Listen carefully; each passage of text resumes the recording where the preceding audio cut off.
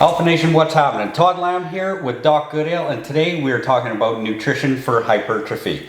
Listen, we all know that the way you eat often dictates the way you look. And one of the things that always kind of makes me laugh is the comments in our ads, in our programs, that we must be on the juice. And if the guys think that this physique is a result of steroids, you need to kind of look a little deeper into what performance enhancing drugs do, because this is not, but it is. I've been able to get very lean because I've paid attention to nutrition, whether I'm building or whether I'm leaning out, often under the supervision of Doc Goodale. So he's going to drop some bomb for us here today, and hopefully you guys enjoy it.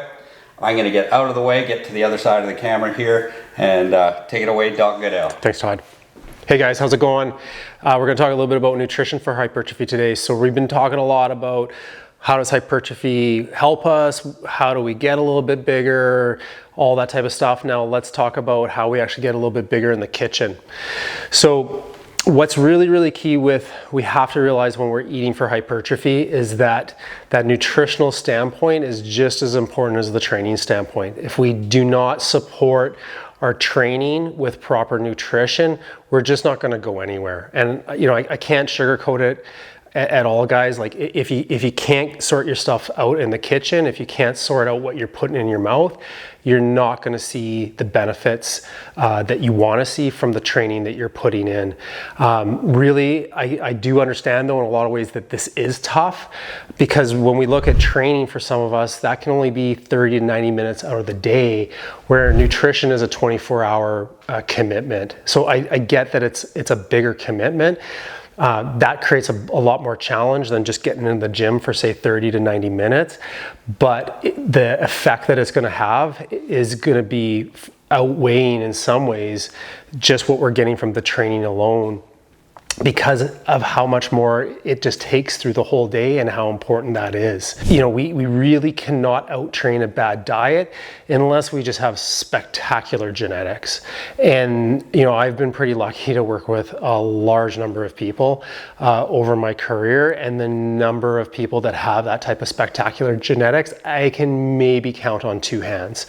Definitely one, maybe a couple. And I've worked with, I haven't counted, but I would easily say thousands of athletes over my time. That's a very small percentage. I definitely am not one of those 10.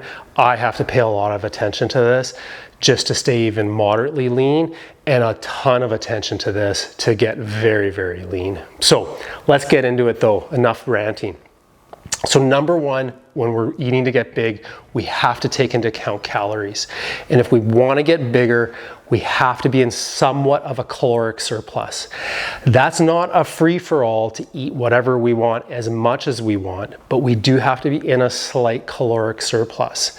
What does that mean? That's usually by about 250 to 500 calories a day above our maintenance level. What's our maintenance level? Our maintenance level is whatever amount of calories we're eating and we're maintaining our body weight. So if we're eating, let's say 2,000 calories a day, and we're stepping on the scale every week and we're always 200 pounds, then that's our maintenance level. We want to get above 200. We've got to increase by about 250 to 500 calories a day to put on some size. Now, if we do it in a very intelligent fashion and we do it with just a slight surplus, we're predominantly going to put on lean mass over fat. We will put on a little bit of fat. That's just part of it. But we will predominantly put on lean mass if we don't go into too high of a caloric surplus, and we're really smart with our food choices and how we partition our macronutrients. So calories are number one, guys.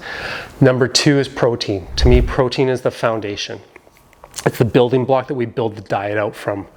And for protein, we're looking at about 1/2 gram to 1 gram per pound of body weight. That's a little bit higher than dietary recommendations, but why we're looking at that, what the science shows here is that when we use protein as the foundation of our diet, we've got to go up a little bit higher because we still need calories. So yes, that's more than we actually need for muscle building, but what we're looking to do is we're looking to predominantly get most of our total caloric intake from protein itself.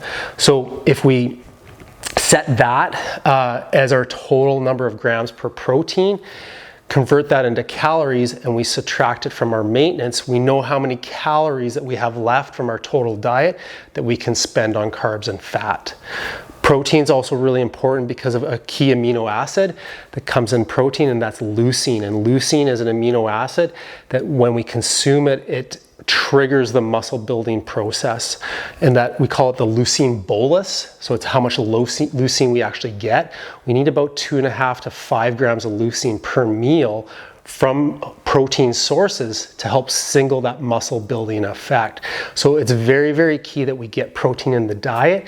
And for the most part, guys, I don't want to get into a debate about plant versus animal diets, but we need some animal protein for the most part because we really want that leucine stimulus.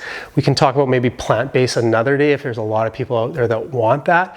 But for those who are eating animal protein, you're going to be key to get that leucine stimulus that's going to go along with that higher caloric intake to stimulate that muscle growth. Now, as I said, for carbs and fat, we need both. I'm not a big fan of low fat or low carb. I think we spread it kind of across the two macronutrients, depending on what our personal preference is.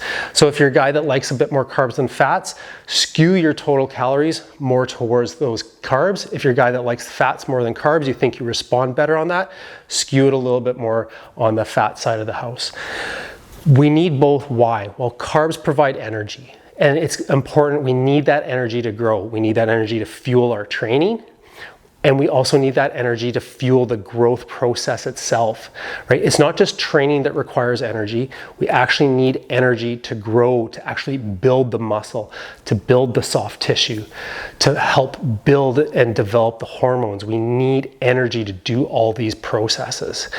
Carbs are also really key as they interact quite a bit with cortisol. So if we're very low carb and we're high stress, that kind of creates an environment where cortisol can be chronically being secreted. One way that we can drive cortisol down is by eating proper number of carbohydrates.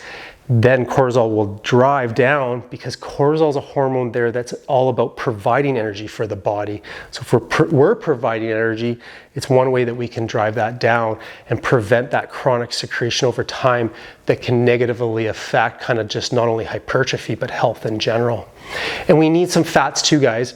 Why do we need fats? Well, fats are caloric dense. So if we need to go into a bit of a caloric surplus, it's easy to get more calories with fat. And we need fats because fats are building blocks for hormones.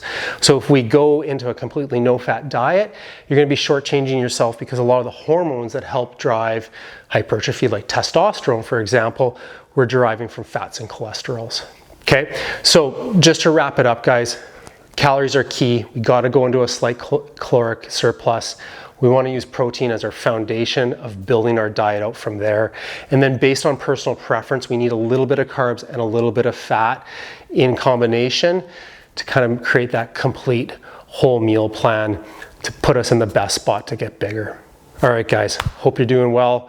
Take care, and we'll see you soon.